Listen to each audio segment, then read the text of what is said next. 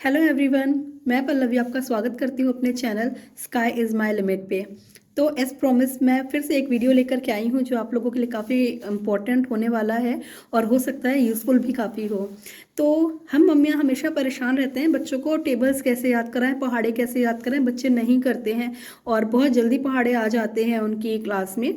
तो चलो उसके लिए भी मैं भी बच्चों में बहुत परेशान रही हूँ कि उनको पहाड़ी कैसे याद कराऊँ, कैसे उनको टेबल्स याद कराऊँ। तो उसके लिए मैंने थोड़ा आउट ऑफ बॉक्स जा करके सोचा और उनको जो ट्रेडिशनल वे है याद कराने का, 2 1 2 2 2 4, वो ना करा करके मैंने कुछ और क्रिएटिव करने का सोचा। तो चलो आज आप लोगों के साथ वो डिस्कस करती हूँ। तो ये जो पूरा नया मेरा जो तरीका है पहाड़े याद कराने का बच्चों को, उसको 3 भागों में बांटते हैं। 3 भागों में बांटेंगे और उसके पहले कुछ हमें बेसिक तैयारी करनी है। जो बेसिक तैयारी करनी वो ये कि हमारी जो 10 उंगलियां हैं ना, ये 10 उंगलियां, इनको हमें नंबर देना है।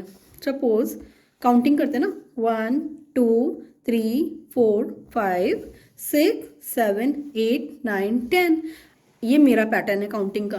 अब आपका बच्चा, आपके बच्चे का पैटर्न क्या है काउंटिंग करने का, ये आप देख लो कि वो कौन से फिंगर से शुरू करता है, इससे शुरू करता है, इससे शुरू करता है, इससे जिससे भी वो शुरू करता है उसी से शुरू करने देना उसको। लेकिन उसको ये बोलना कि बस अब यही पैटर्न रखना है आपको। अगर आप 1 2 3 4 5 6 7 8 9 10 ऐसे रखते हो तो आप यही पैटर्न रखो। जिस पैटर्न से वो अपनी उंगलियों में काउंटिंग करता है 10 तक की, वो पैटर्न आपको आइडेंटिफाई करना है। और हो सकता है कि आपके अगर एक से ज़्यादा बच्चे हैं, 2 बच्चे हैं, 3 बच्चे हैं, तो हर एक बच्चे का पैटर्न अलग हो, तो हर बच्चे के लिए कस्टमाइज करना है।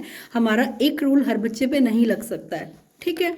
तो जब हमें आइडेंटिफाई करना है कि बच्चे की कौन सी उंगली में कौन सा नंबर है, सपोज मैं अपने नंबर से चलती हूँ। मेरे लिए नंबर 1, दिस इज नंबर 1। मैं लिख लेती हूँ 2। I'll use some other pen, it's not that much dark. Yes, it's good. 1, 2, and number 3, number 4, now number 5. Now I'll take help of Chaitanya. Chaitanya, please come and write 6 7 8 9 10. 6 यहाँ से start कर दूँ? नहीं, यहाँ से।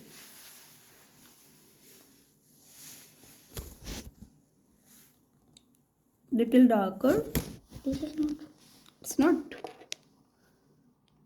अगर तुम उसके हल्के हाथ से चलाओगे ना तो वो अच्छे से चलेगा।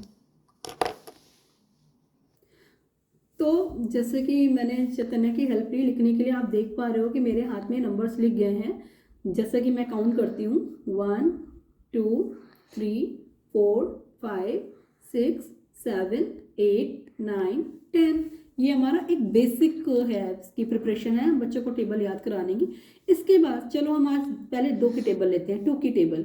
तो हमें बच्चों को कैसे याद कराना है, बड़े ही क्रिएटिव वे में। छोटे बच्चे 2 की टेबल याद करते हैं तो उनको तो आप गा के कैसे भी याद करा सकते हो। तो आपको क्या करना है, उनको बोलना है 2 4 6 8 10, 2 4 6 8 10, ऐसे करना है। और आपको बच्चे को भी बोलना है कि तुम भी ऐसे ही करो। जो उसकी 1 वाली फिंगर है उसमें 2, जो 2 वाली फिंगर है उसमें 4, जो 3 वाली फिंगर है उसमें 6, जो 4 वाली फिंगर है उसमें 8, और जो 5 वाली फिंगर है उसमें 10। ऐसे खोलेगा, पहले मुट्ठी बंद, 2 4 6 8 10, 2 4 6 8 10। आपको बस अभी इतना कराना है, इसके आगे नहीं जाना है। हमें पूरी टेबल एक दिन में नहीं याद दिलानी है बच्चे को, बस आपको उसको ऐसे ही कराना है। और आप देखोगे कि वो कई बार खेलते खेलते भी ऐसे करता रहेगा, गाता रहेगा, उसको पता नहीं चलेगा।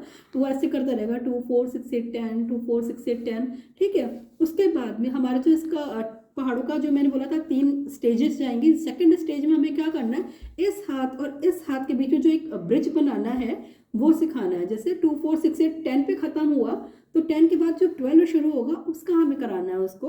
उसके बाद में जब ये इसको पूरा रट जाएगा उसके बाद हमें कराना है 2 4 6 8 10 12, 2 4 6 8 10 12, 2 4 6 8 10 12, ऐसे उसको कराना है ताकि वो ब्रिजिंग कर पाए 2 4 6 8 10 12 की ब्रिजिंग कर पाए, उसको पता हो कि 10 के बाद 12 आएगा। हो सकता है बच्चे की ग्रेस्पिंग पावर के ऊपर डिपेंड करता है, हो सकता है बच्चा एक दिन में 2 4 6 8 10 सीख जाए और फिर 12 सीख जाए। तो जैसे जैसे वो सीखता है उसके बाद हमें अगले स्टेप पे जाना है, वो एक दिन में सीखे 2 दिन में सीखे, ये उसकी कैपेसिटी के ऊपर है। ठीक है, अब जब हमारे 2 स्टेप हो गए 2 4 6 8 10 और 2 4 6 8 12, ये 2 स्टेजेस आ गई, फिर हम आगे मूव होंगे। आगे जब मूव होंगे तो हमें उसको आगे यही पढ़ाना है 12 14 16 18 20 12 14 16 18 20 12 14 16 18 20, फिर उसको ये भी याद हो जाएगा 12 14 16 18 20, ये भी उसको याद हो जाएगा, जल्दी या बाद में पर हो जाएगा। इसके बाद में हमें क्या करना है कि फिर हमें बच्चे का शुरू करना है शुरू से। कैसे? जब ये उसको पूरा ये तीनों स्टेजेस हो जाएंगी फिर हमें स्टार्ट करना है कैसे 2 4 6 8 10 12 14 16 18 20 2 4 6 8 10 12 14 16 18 20, इस तरीके से बच्चा जो है पूरा उसको टेबल याद हो जाएगा। अब ये 2 का टेबल था तो इजीली याद हो गया। अभी जैसे हम 9 के टेबल पे आते हैं, अगर ऐसे करते करते बच्चा 9 के टेबल पे आ गया तो हमें कैसे करना है, तो भी हमें उसको ऐसे ही कराना है। हो सकता है स्टेप थोड़े छोटे करने हो हमें, जैसे अभी हम 2 4 6 8 10 पूरा 5 तक पढ़ा दे रहे थे, अब हम 5 तक नहीं पढ़ाएंगे, हम हो सकता है 2 या 3 पढ़ाएं, जैसे 9 18 27 9 18 27 9 18 27, ऐसे करा के उसको 3 याद कराएंगे। फिर उसके बाद में 9, जब इतना उसको 3 रट जाए उसके बाद में 9 18 27 36 45, ऐसे उसको याद कराना। जब ये 5 हो जाए 5 तक हो जाए फिर अगला स्टेप आएगा वही क्या 9 18 27 36 45 54। सिमिलरली ऐसे ही जब उसको 54 तक याद हो जाए फिर हमें आगे जाना है 54 63 72 81 90, इस तरीके से बच्चे को स्टेजेस में करके पूरा सिखाना है। बट आपको इंश्योर ये रखना है कि उसकी फिंगर जो है ना वो फिक्स हो, कि अगर उसको स्कूल में पूछा जाए 9 7 जा तो उसको पता है कि 7 जा की ये फिंगर है और वो ऐसे करेगा 9 18 27 36 45 54 63, वो तुरंत 63 आराम से बोल देगा। प्रैक्टिस के ऊपर डिपेंड करता है, वो बस ऐसे अपनी फिंगर घुमाएगा और ऐसे उसमें जो भी आएगा नंबर वो बोल देगा। तो इस तरीके से मैंने अपने बच्चों को टेबल याद कराई थी। अब आप भी बताइए आपको कैसा लगा, और अच्छी लगी तो प्लीज़ आप इसको लाइक करें और अपने बच्चों के ऊपर इसको प्रैक्टिकली करके देखें। Thank you, bye bye. तो आज चैतन्य आपको उसी पैटर्न में टेबल सुनाएगा। चैतन्य स्टार्ट।